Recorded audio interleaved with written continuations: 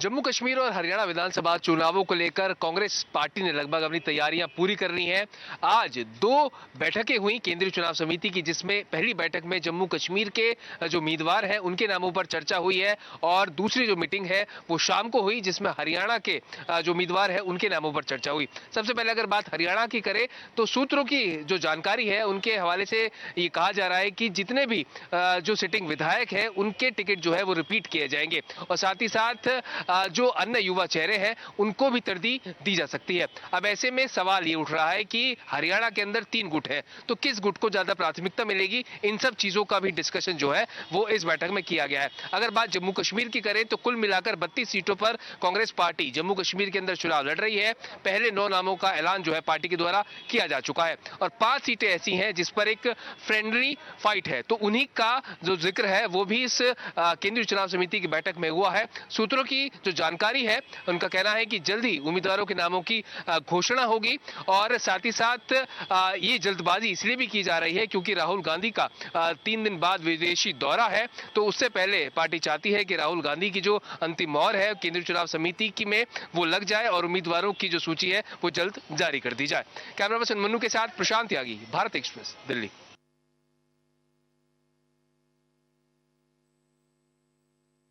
बाढ़ बारिश का सितम गुजरात में इस बार सबसे ज्यादा बड़ौदा शहर में देखने को मिला। यहां लोग मरते रहे, डूबते रहे और महानगर पालिका के द्वारा खरीदी गई बोट गोदाम में धूल खाती रहीं।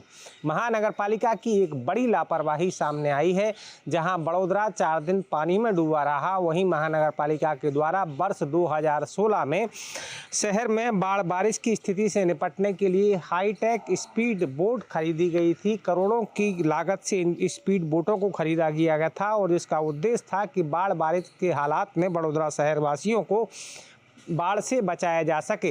लेकिन इस बार जब बाढ़ आई तो ये तमाम बोटें शहर के गोदाम में धूल खाती रहीं। किसी भी अधिकारी ने इनकी सुध नहीं ली और बड़ौदावासी शहर में डूबते रहे, मरते रहे और परेशान होते रहे। फायर डिपार्टमेंट को लगातार कॉल किए जाते रहे लेकिन फायर डिपार्टमेंट की तरफ से कोई रिस्पॉन्स नहीं मिला। एक तो विश्वामित्री के तट पर अवैध निर्माण होने से पानी की निकासी बंद हो गई, ऊपर से महानगर पालिका की ये अक्षम्य लापरवाही अब लोगों के लिए हैरानी का कारण बनी है और यही वजह है कि बड़ौदावासी लगातार महानगर पालिका पर सवालिया निशान खड़ा कर रहे हैं और इल्जाम लगा रहे हैं। अहमदाबाद में कैमरा पर्सन संजय कोष्टी के साथ अरविंद शर्मा, भारत एक्सप्रेस। खेती किसानी के मामले में मध्य प्रदेश लगातार नए नए कीर्तिमान स्थापित करता जा रहा है और एक बार फिर नया कीर्तिमान स्थापित हुआ है कि मध्य प्रदेश सोया स्टेट बन चुका है। सोया स्टेट के मामले में भारत सरकार द्वारा जारी आंकड़ों के अनुसार अब मध्य प्रदेश अव्वल है सोयाबीन के उत्पादन में। मध्य प्रदेश द्वारा जो उत्पादन किया गया है वो 5.47 मीट्रिक टन उत्पादन के साथ मध्य प्रदेश पहले स्थान पर है। केंद्र सरकार ने ये आंकड़े जारी किए हैं, जबकि दूसरे स्थान पर महाराष्ट्र रहा है। यानी महाराष्ट्र को पछाड़कर मध्य प्रदेश सोयाबीन के उत्पादन में पहले स्थान पर है और मध्य प्रदेश का उत्पादन प्रदेश के कुल उत्पादन का लगभग 42% है। महाराष्ट्र का उत्पादन 5.23 मीट्रिक टन रहा है। अगर देखा जाए तो मध्य प्रदेश पहले भी सोयाबीन के उत्पादन में अव्वल रहा है, मगर पिछले 2 साल में महाराष्ट्र अव्वल रहा है। चूँकि मध्य प्रदेश में ज़्यादा बारिश और तमाम अन्य कारणों के कारण उत्पादन घटा था, लिहाजा मध्य प्रदेश दूसरे स्थान पर खिसक गया था, मगर एक बार पुनः उत्पादन बढ़ा है। कैमरामैन मनीष के साथ भारत एक्सप्रेस के लिए भोपाल से अजय भटनागर।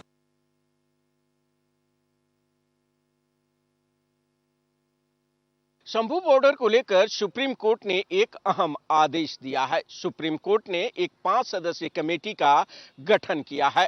पंजाब हरियाणा हाई कोर्ट के रिटायर्ड जज नवाब सिंह की अध्यक्षता में 5 सदस्यीय कमेटी का गठन किया गया है। कोर्ट ने कमेटी से कहा है कि शंभू बॉर्डर पर बैठे किसानों से 1 हफ्ते के भीतर जाकर बातचीत करें। कोर्ट ने यह भी कहा है कि जो किसान वहां पर ट्रैक्टर वगैरह बाकी चीजों को लेकर के बैठे हुए हैं, अगर कमेटी सही तरीके से बातचीत करेगी तो वो अपने आप ट्रैक्टर को हटा लेंगे। वहीं दूसरी ओर सुप्रीम कोर्ट ने किसानों से कहा है कि वो राजनीति न करें। हालांकि मामले की सुनवाई के दौरान सुप्रीम कोर्ट ने यह भी कहा है कि पंजाब और हरियाणा में अधिकतर किसान जो हैं वो मजदूरी करते हैं, खेती करते हैं और वो गरीबी रेखा से नीचे हैं। इसीलिए कोर्ट इस मामले में चाहता है कि समाधान निकले। आपको बता दें कि पंजाब हरियाणा हाई कोर्ट ने शंभू बॉर्डर को खोलने के लिए 1 हफ्ते का समय दिया था, जिसको लेकर के सुप्रीम कोर्ट में याचिका दायर की गई थी। किसानों का मानना है कि जब तक उनके मांगों को नहीं मान लिया जाता है तब तक वो बॉर्डर खाली नहीं करने वाले हैं। अब देखना होगा जब कमेटी किसानों से बातचीत करेगी और उसके बाद अपनी रिपोर्ट सुप्रीम कोर्ट को सौंपेगी, उसके बाद कोर्ट का क्या आगे आदेश आता है। भारत एक्सप्रेस के लिए कैमरा पर्सन आलोक सक्सेना के साथ गोपाल कृष्ण।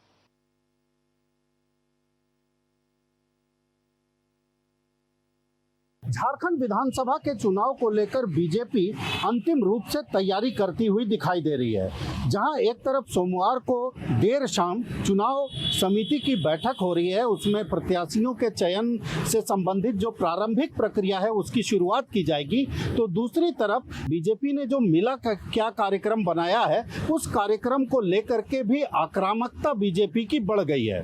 बीजेपी ने ये योजना बनाई है कि मिला क्या, सरकार ने आपको दिया क्या, मतलब आपको मिला क्या, आम जनता को क्या मिला सरकार से।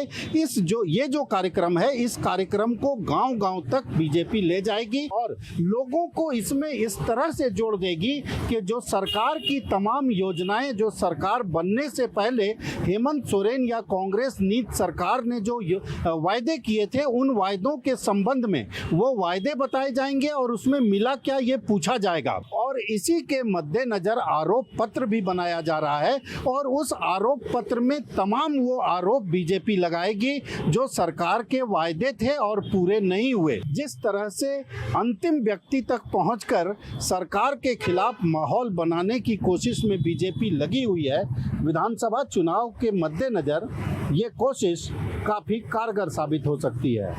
भारत एक्सप्रेस के लिए कैमरामैन धर्मेंद्र के साथ मधुकर आनंद, रांची।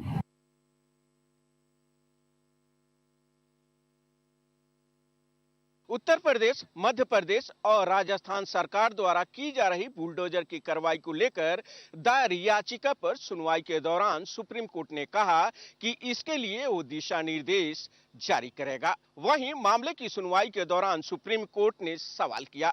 सुप्रीम कोर्ट ने कहा कि अगर किसी व्यक्ति का बेटा किसी मामले में शामिल है तो क्या उस व्यक्ति के घर को गिराया जा सकता है या नहीं। वहीं जस्टिस ने कहा कि इस मामले में अगर वह व्यक्ति दोषी भी है तो उसको घर को कैसे कोई गिरा सकता है। इसी को लेकर कोर्ट ने उत्तर प्रदेश, मध्य प्रदेश और राजस्थान सरकार को नोटिस जारी कर जवाब मांगा है। 17 सितंबर को कोर्ट इस मामले में अगला सुनवाई करेगा। मामले की सुनवाई के दौरान सॉलिसिटर जनरल ने कहा कि वो इस तरीके की कार्रवाई नहीं चाहते हैं और न ही इस तरीके की कार्रवाई की जाएगी।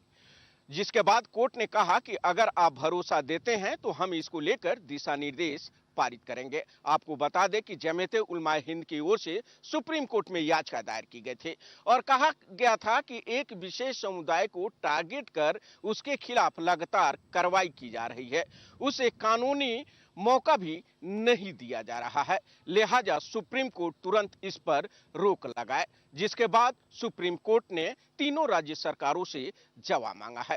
अब देखना होगा सुप्रीम कोर्ट का नोटिस का उत्तर प्रदेश, मध्य प्रदेश और राजस्थान सरकारें क्या जवाब देती है और उसके बाद कोर्ट का क्या आदेश आता है। भारत एक्सप्रेस के लिए कैमरा पर्सन आलोक सक्सेना के साथ गोपाल कृष्ण।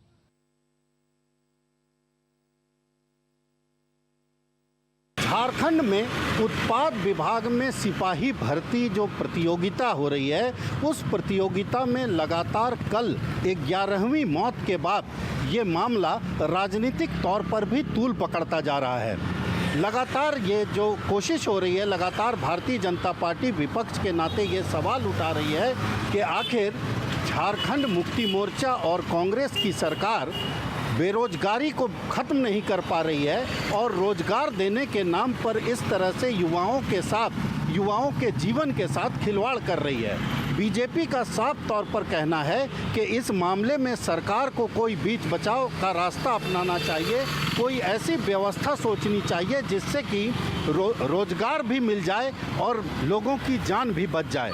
दूसरी तरफ सत्ताधारी दल झारखंड मुक्ति मोर्चा भी इस बात को लेकर के खासा चिंतित दिखाई दे रहा है। पार्टी का साफ तौर पर कहना है कि ये मामला जो है बिल्कुल संवेदनशील है और दुखद है, लेकिन जिस तरह की बातें सामने आ रही है और सरकार ने एक्सपर्ट के मार्फत ये जानना चाहा कि आखिर इस तरह के वारदात हो क्यों रहे हैं। भारत एक्सप्रेस के लिए कैमरामैन धर्मेंद्र के साथ मधुकर आनंद, रांची। पिछले 24 घंटे से शाम को हो रही बरसात के चलते तमाम लोग परेशान दिखाई दे रहे हैं। लगातार सड़कों पर जलभराव की स्थिति पैदा हो रही है, जिससे तमाम लोग परेशानी से जूझ रहे हैं। सरकार के द्वारा पहले ही ड्रेनेज सिस्टम को बेहतर बनाने के निर्देश दिए गए थे, लेकिन अधिकारी कुंभकर्णी नींद में सो रहे, जिसका खामियाजा राज्य के लोगों को भुगतना पड़ रहा है। राजधानी देहरादून इससे बिल्कुल भी अछूती नहीं है। उत्तराखंड के लिए मौसम की बात करते हैं तो जो पास्ट 24 आवर्स हमारे खास कर रहे हैं, तो इसमें हैवी से वेरी हैवी रेन्स हमको प्रदेश में वो मिली है। सौरभ भाटिया, भारत एक्सप्रेस, देहरादून।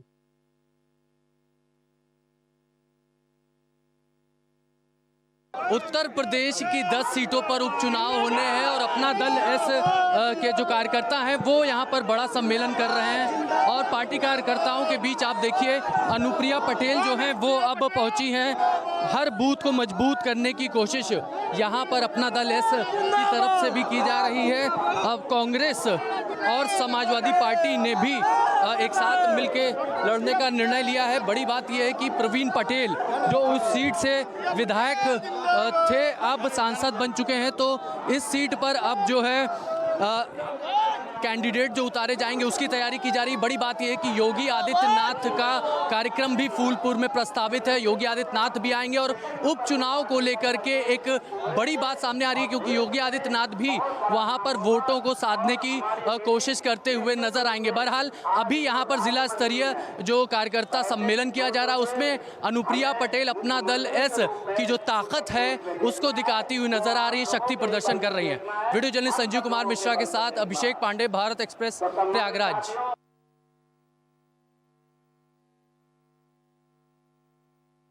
चर्चगेट और छत्रपति शिवाजी महाराज टर्मिनस के बीच मौजूद मुंबई का सबसे बड़ा बाजार, कपड़े का बाजार फैशन स्ट्रीट, जो कि अपने नाम से ज्यादा मशहूर है, अब उसके नाम के हिसाब से ही इस बाजार को बदला जाएगा। महाराष्ट्र के मुख्यमंत्री एकनाथ शिंदे 1 महीने के अंदर यहाँ पर भूमि पूजन करेंगे और इस पूरे बाजार को डेवलपमेंट किया जाएगा, क्योंकि देश और विदेश से सभी लोग यहीं पर खरीदारी करने आते हैं। जो दुकानें हैं वो फिर से बनाई जाएंगी, दोनों तरफ दुकानें होंगी और बीच में लंबा सा गैप होगा और आजू बाजू बेंचेस रखी जाएगी। लेकिन यहाँ पर कुछ चीजें लोगों को रास नहीं आ रही है। जो यहाँ पर व्यापारी हैं, जो सामान बेचते हैं, उनका खास तौर पर यही कहना है कि हमें घाटा ना हो, उसको ध्यान में रखते हुए सरकार अगर डेवलपमेंट करेगी तो वो ज्यादा बेहतर होगा। आपको बता दें कि यहाँ पर 112 से ज्यादा दुकानें हैं और ये फैशन स्ट्रीट 40 साल पुराना है और मुंबई का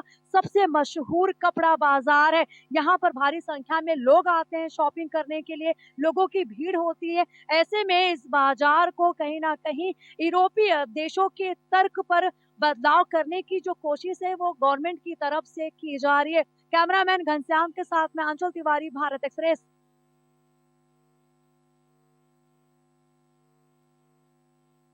उत्तराखंड के पूर्व मुख्यमंत्री और हरिद्वार लोकसभा सीट से सांसद त्रिवेंद्र सिंह रावत ने एक बार फिर उत्तराखंड पुलिस पर सवाल उठाए हैं। उन्होंने हरिद्वार के एक ज्वेलरी शोरूम में हुई करोड़ों रुपए की लूट का हवाला देते हुए कहा है कि अपराधियों में पुलिस का खौफ बिल्कुल नहीं है। हमेशा कहता हूं कि पुलिस को बहुत सतर्क रहने की जरूरत है। अगर पुलिस सतर्क रहती तो दिन में 2 बजे हादसा होता है और हरिद्वार से निकलने के बहुत सारे रास्ते नहीं हैं, तो उनको हम कहीं ना कहीं उनको पकड़ सकते थे। पुलिस का खौफ होना चाहिए गुंडे बदमाशों पर। कहते हैं कि जो सज्जन लोग हैं उनको लगना चाहिए कि पुलिस हमारी संरक्षक है, और जो गुंडे बदमाश डकैत किस्म के लोग हैं, माफिया किस्म के लोग हैं, उनके दिमाग में खौफ होना चाहिए कि अगर उत्तराखंड में हम घुसे तो हम वहां से वापस नहीं लौटेंगे।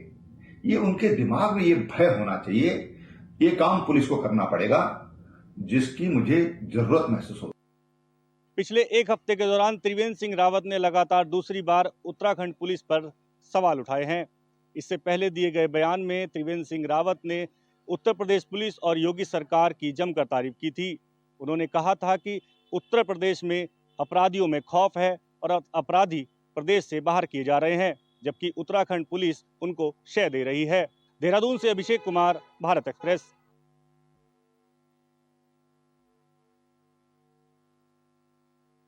लखीमपुर खीरी में आज 5वें दिन भी जो है वन विभाग के हाथ खाली हैं। लखीमपुर खीरी जिले के हैदराबाद थाना क्षेत्र के इमलिया गांव में आज भी बाघ की दहशत कायम है। बाघ की दहशत इस कदर है, लोग इन्हीं गन्ने के खेतों में निकलने को भी कतरा रहे हैं। वन विभाग पिछले 5 दिनों से उन इलाकों में पिंजड़े लगाए हुए हैं।